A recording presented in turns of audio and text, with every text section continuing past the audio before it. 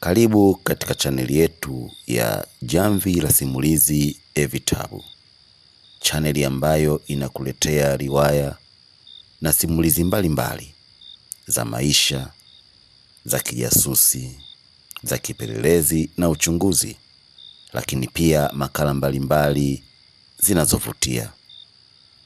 Je, kwa nini mpaka sasa uko peke yako? Ebu mwalike na mwenzio aje na kusubscribe ili familia hii iwe kubwa na kuendelea kupata mikato hii ya burudani ya simulizi. Leo tunaendelea na sehemu ya pili ya simulizi yetu fupi ya Naolewa. Naolewa sehemu ya pili. Na mimi ninayekusimulia ni Richard Mwambe. Karibu.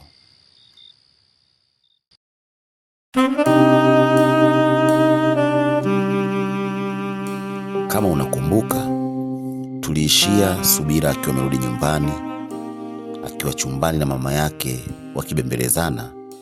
Mzee Msa baba yake alikuwa mlangoni akisikiliza. Alipoona uzalendo unamshinda, aligonga mlango ili afunguliwe. Ilichukua dakika 3 kufunguliwa ule mlango. Tuendelee.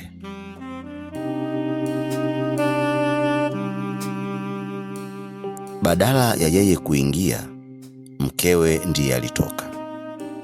Wawili hao wakafuatana mpaka chumbani kwao, chumba ambacho wawili hao hukitumia kujenga familia, ikiwamo mazungumzo, kutatua migogoro, kupanga mipango na kumsaidia Mungu uumbaji na kujiburudisha. Ni huko ambako kulikuwa Edeni yao. Waliishi kama Adamu na Eva. Kuna nini mama Subira? Mbona vilio? Tusije tukajaza watu bure hapa. Mzee Msa aliuliza kwa tashwishwi. Mme wangu, mtoto ameteseka sana. Umemwona alivyokonda? Mama Subira akajibu na kuuliza. Nimemwona. Hata mpaka sasa sijaamini kama ni yeye Subira. Nini kimemsibu? Mzee Msa akamuuliza mkewe. Ulimpeleka mtoto kwenye moto mume wangu, akamjibu mumewe. Jibu hili lilimfanya Mzee Msa awe mdogo kama punje ya haradali. Kivipi? Akauliza kwa sauti.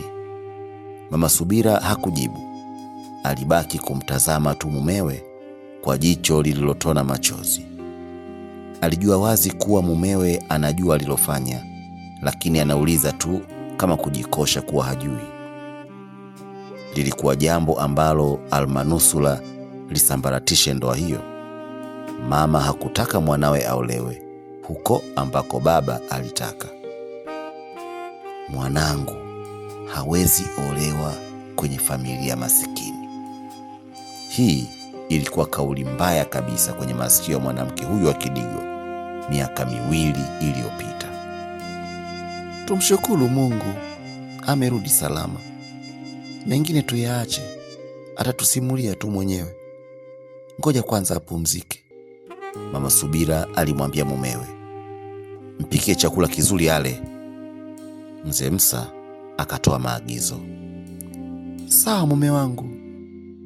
Mama Subira aliinuka kutoka pale alipoketi na kuelekea jikoni, huku akimwacha mumewe Mzee Msa akiwa kasimama kama sanamu la askari la pale posta mpya. Mzee Msa alizishika ndevu zake na kisha akaweka vizuri baraghashia yake kichwani na kutoka nje. Aliacha nyumba yake na kutoka pasi kumjibu lolote mkewe. Ilikuwa tabia yake. Aliamini kuwa mwanamke hana haki ya kumuuliza mumewe aendako. Mfumo dume. Safari yake ilienda kuishia kwenye meza ya kahawa ambako wazee wenzake walipenda kukutana kila uchao. Anaitwa Mzee Baruani Bajana. Ni mzee wa makamo sawa tu na Mzee Msa. Ndiye aliyemkaribisha kwa macho wakati akifika kijiweni hapo. Wazee hao wawili walikuwa marafiki kwa muda mrefu sana. Walianza wote shule ya msingi kule Mbwa Maji na kujikuta shule ya upili ya Kibasila. Hata shughuli zao hazikutofautiana sana, kwani Baruani Bajana alikuwa na maduka makubwa ya nguo huko Kariakoo. mwanao ni shetani, Mzee Msa alimwambia baruani huku akiketi na kuagiza kikombe cha kahawa. Kwani kuna nini Mzee Msa?